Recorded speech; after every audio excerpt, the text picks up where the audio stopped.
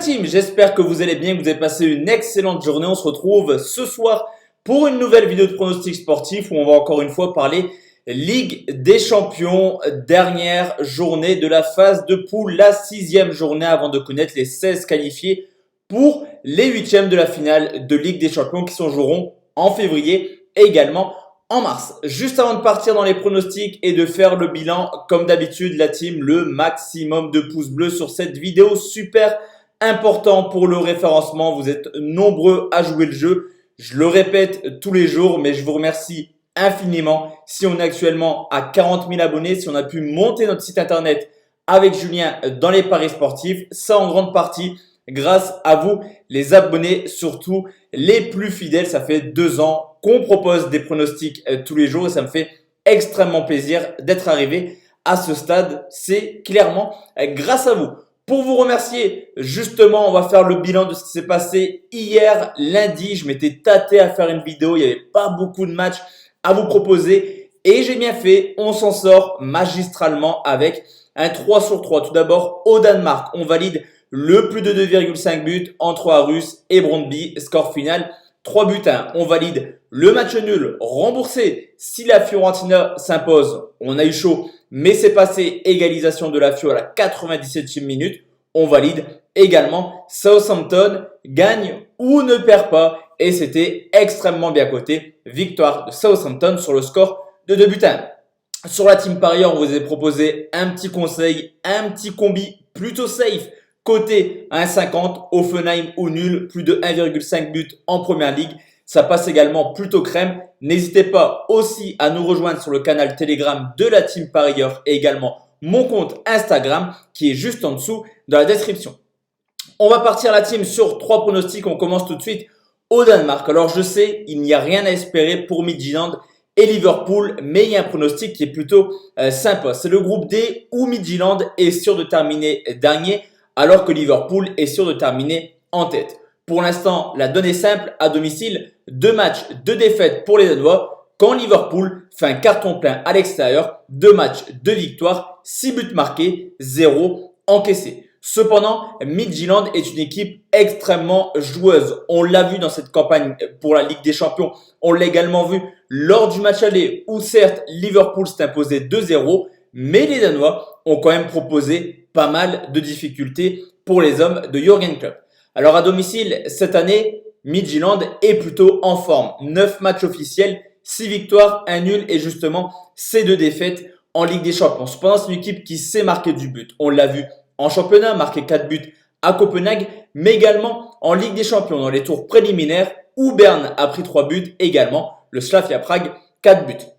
De son côté, Liverpool à l'extérieur, certes c'est 2 matchs, 2 victoires en Ligue des Champions, mais c'est pas la folie cette année. Seulement 3 victoires en 7 déplacements hors coupe où ils ont joué une équipe amateur. On peut constater clairement que Liverpool encaisse pas mal de buts, 0 clean sheet cette année à l'extérieur en championnat. Alors clairement, il y aura un turnover à prévoir du côté de Liverpool. C'est logique. Mais turnover à Liverpool, ça veut dire que peut-être en attaque, on pourra avoir Jota et Minamino, 2 joueurs extrêmement talentueux qui sont capables de marquer à n'importe quel moment. Midtjylland voudra sûrement terminer sa campagne européenne par une belle prestation. Ils en ont clairement les capacités. Ils vont vouloir se faire plaisir. On devrait voir du spectacle, je pense, au Danemark. Et je vais partir sur un plus de 2,5 buts côté 1,54.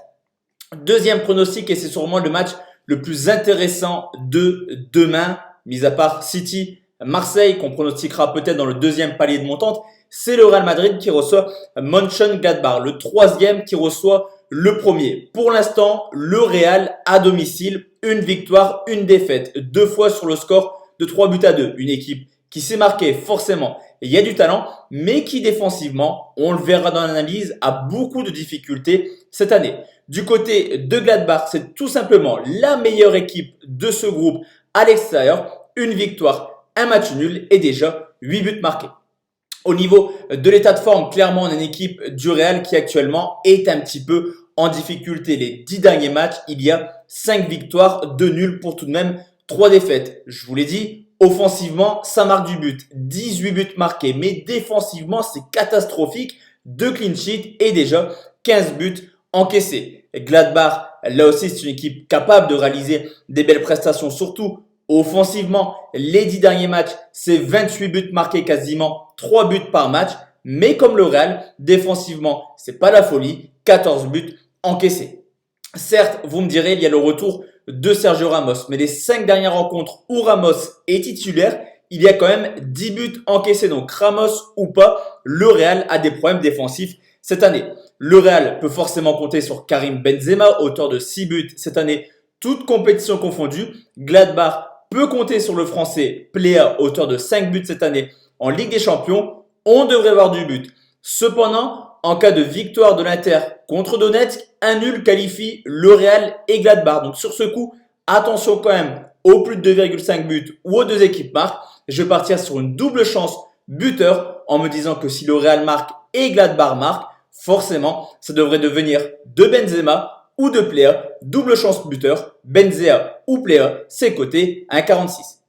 Alors enfin la team, le dernier pronostic, on va le sécuriser celui-ci. C'est Salzbourg qui reçoit l'Atlético de Madrid. Le Bayern est qualifié dans cette poule. Les Autrichiens et les Espagnols font se jouer la deuxième place. Une équipe de Salzbourg qui ne s'est toujours pas imposée. À domicile, un match nul, une lourde défaite contre le Bayern sur le score de 6-2. Alors que Madrid, certes, s'est imposé en Russie, mais comme toutes les équipes actuellement, a pris une tôle du côté du Bayern. Défaite sur le score de 4-0. En championnat, Salzbourg est deuxième. Vous me direz, c'est bien, mais attention, il y a quand même déjà eu 2 défaites en 10 matchs dans un championnat autrichien que Salzbourg domine littéralement depuis plusieurs années. Au contraire de Madrid, invaincu en Ligue 1 et qui a déjà, au bout de seulement 10 journées, avec un match en moins, 14 points d'avance sur le Barça et 6 sur le Real. Clairement, l'Atlético marche sur tout le monde cette année. Au niveau de l'état de forme, Salzbourg seulement 4 petites victoires sur les 10 derniers matchs avec une défaite ce week-end en championnat. Au contraire de l'Atlético Madrid qui reste sur une excellente série de 10 matchs de suite sans défaite et qui recommence à ne pas encaisser du but sur les 10 derniers matchs. Madrid seulement 5 buts encaissés. On l'a vu l'an passé également et cette année, Salzbourg a pas mal de difficultés contre les grosses équipes à domicile. Une défaite contre le Bayern cette année. Une double défaite l'an passé en phase de poule contre le Napoli et Liverpool. Et l'Atlético Madrid peut clairement se contenter d'un nul. En cas de match nul, Madrid sera quand même qualifié pour les huitièmes de finale de Ligue des Champions. Sur ce coup, je vais sécuriser mon pronostic et je vais partir sur une victoire de l'Atlético Madrid, rembourser 6 matchs nuls en mariant un petit peu les mises sur les deux cotes, ce qui nous fait une cote 1,45. Donc voici la team, mes 3 pronostics pour demain. J'espère vraiment se retrouver demain sur les coups de 11h pour le deuxième palier de la montante. D'ici là, portez-vous bien. Excellente soirée à tous et à toutes. Et à demain la team. Ciao, ciao.